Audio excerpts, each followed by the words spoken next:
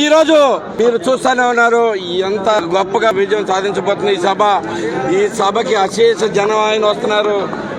ఇది వారం లేక పనికిరాని ఏదో ఒక డిస్టర్బెన్స్ చేసి అందరినీ ఇబ్బంది పెట్టాలని చూస్తా ఉన్నాడు ఈ ఎమ్మెల్యేకి సరైన బుద్ధి చెప్పే టైం వచ్చింది.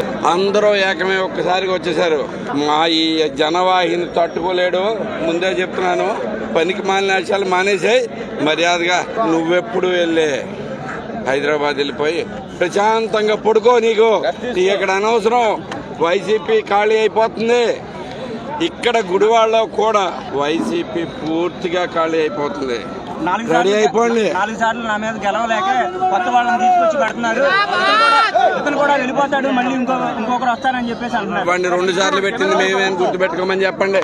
సొల్లు కబుర్లు ఆపమని చెప్పండి. గతంలో ఎప్పుడూ లేని విధంగా మీ చంద్రబాబు నాయుడు గారి ప్రోగ్రామ్ ఎవరు ఉందని ఎన్టీఆర్ అనే ప్రోగ్రామ్ పెట్టి ఇప్పుడు ఈ డిస్టర్బెన్స్ లో భాగంగానే ఇది చేశారని మీరు భావిస్తున్నారా?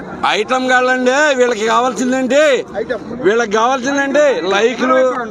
లైక్లు వ్యూస్ ఎప్పుడు వస్తాయి వ్యూలు రావాలి అంటే ఇప్పుడే అవకాశం ఉంది. అందుకనే వస్తారు ఇట్లాంటి ఐటమ్లు అందరూ బయలుదేరేది. దీనికి మంచిదానికి ఒక్కదానికి కూడా రాడు.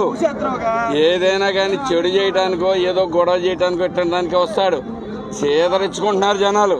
అయిపోయింది పరిస్థితి. వైసీపీ నుంచి కూడా ఖాళీ అయిపోయి మొత్తం వచ్చేస్తాను రెడీగా ఉన్నారు. ఈ పోటీ రాజకీయాలను మీరు ఎలా ఎదుర్కోబోతున్నారు? ఈ పోటీ రాజకీయాలని ఇలా రెచ్చగొట్టే రాజకీయాలను మీరు ఎలా ఎదుర్కోబోతున్నారు? దేనికైనా సిద్ధమండి. తెలుగుదేశం కార్యకర్త ఎవరు వెనక్కి తగ్గరు. అందుకు ఇవ్వాలి నిదర్శనం.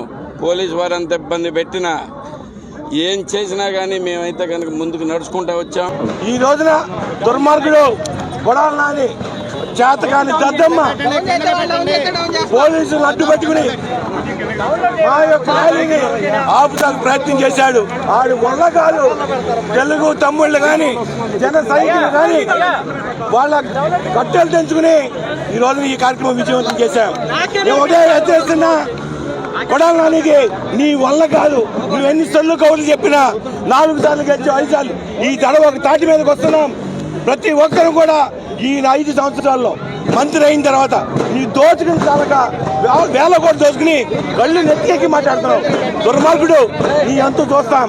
ఇవాళ నీ గుట్టలో ఓడదీయబోతున్నాం. గుడి వాళ్ళు ఏదో మాట్లాడుతున్నావు మైకుల ముందు. ఇవాళ మీరు ఎన్ని అడ్డంకులు పెట్టినా చేసినా మేము ఎవరిని ఊరుకున్నా లేదు. మేము బుద్ధి చెబుతాం. కూడా ఈసారి చెప్పి